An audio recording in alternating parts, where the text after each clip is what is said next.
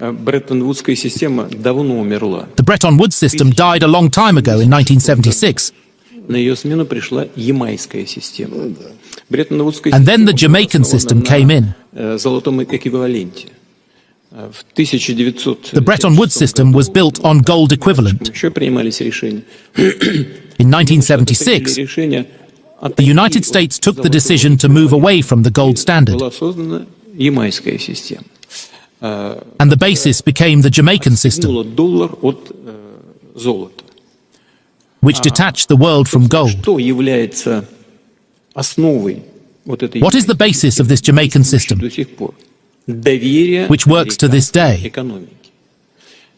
Смотрите, что происходит. It's the на сегодняшний trust день in the в American реалиях, economy. в реалиях. Никакого другого залога, что называется, да? There's no other security, so to Кроме доверия say, к американской экономике в сегодняшней мировой other than финансовой trust системе in the American не economy. существует. И, конечно, It's like that. There is no other security. эксплуатируют свое монопольное положение на мировой So what that means is that Это на этой they are exploiting their position in the world economy по данным, которые есть. and are earning serious money on this. Соединенные Штаты, ну, условно, There's open source information that notionally 54,3 триллиона долларов. the United States owes the world economy $54.3 trillion.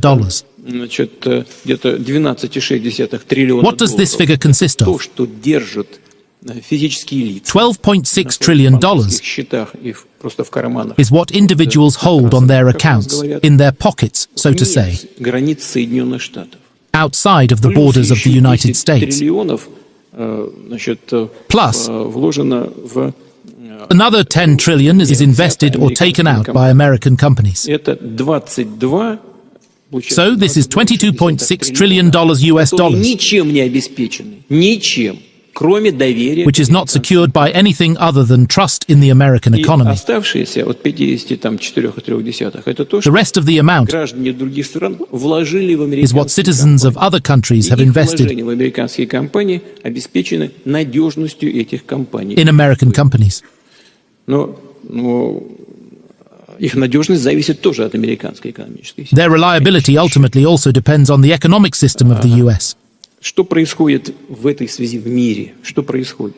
So, what's Объемы happening in the американской world? экономики сокращаются, а их The volumes of the American economy are shrinking, фундаментальные and their fundamental bases or foundations are seeing some имею cracks. в виду не только их долг, который зашкаливает, но и то, что они не всегда справляются с заданными. It's not just debt, but also the fact that they're not managing their target or figures for inflation. Инфляция в 2%, они вылетают, как вот совсем недавно было в период пандемии, за 7,8%. They went beyond 7.8% of inflation during the COVID times, Американской экономики. А чем же она обеспечена, если она еще и сокращается? Ничем. which undermines the trust in the American economy. Это безусловная проблема. This is an obvious problem for all holders of US dollars. Долларовой массы. Значит,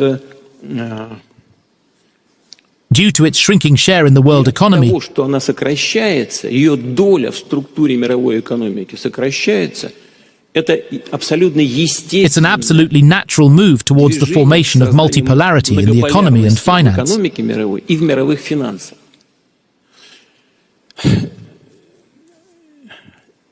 Мы, конечно, можем... Of course, we can make up some systems. Но значение той However, the significance of a certain currency depends on the significance of the economy которую она регулирует.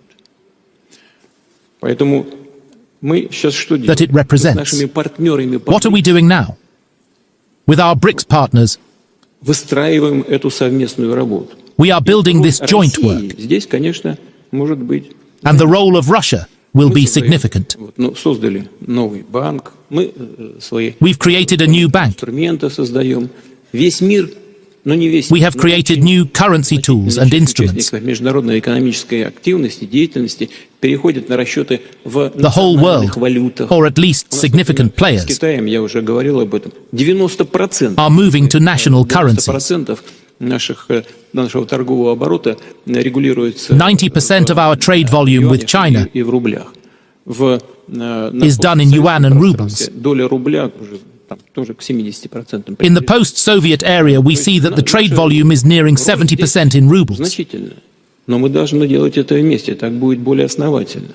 We have to do this together so that it's more sustainable. Мы вчера с коллегами с некоторыми We обсуждали discussed this with some of my colleagues until very late. сегодняшнюю возможную сессию и сегодняшнюю сессию. We talked about this session today and the possible topics. Американские власти, как в Англии, лудисты, да, они. And we came to the conclusion that the American government is just like what was happening in the UK. Вот сегодняшние американские власти, это вот сегодняшние власти, они ломают. When employees were breaking the tools that they were using for work.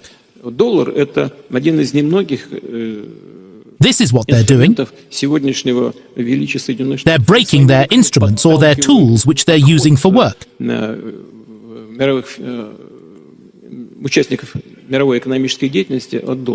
They are pushing the participants of the world economy away from the dollar. Through their actions, they are speeding up that process. Of course, new instruments will appear.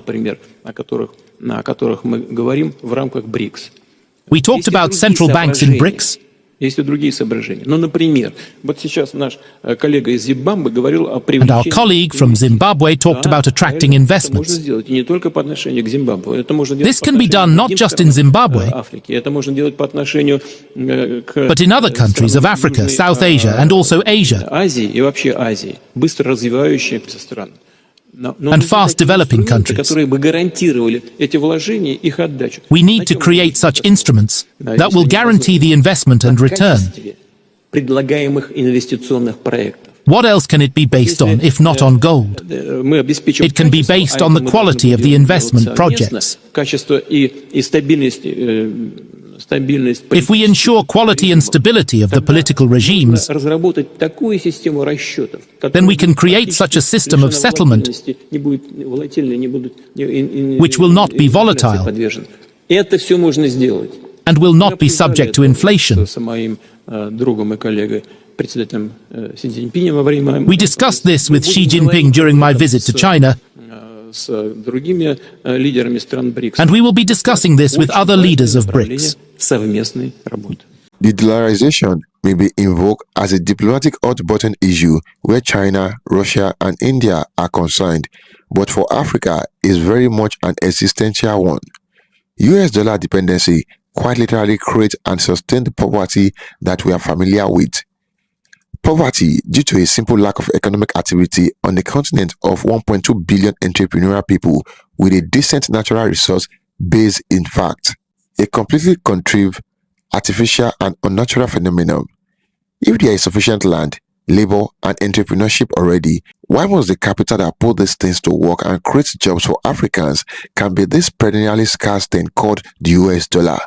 De-dollarization refers to the process of reducing dependency on the US dollar in international transactions, reserves, and financial markets. It is the result of several factors, including concern about the stability of the US economy, geopolitical tensions, and the desire to diversify investment. Historically, the US dollar has been a dominant global reserve currency, with countries holding it as a means of payment for international trade and investment.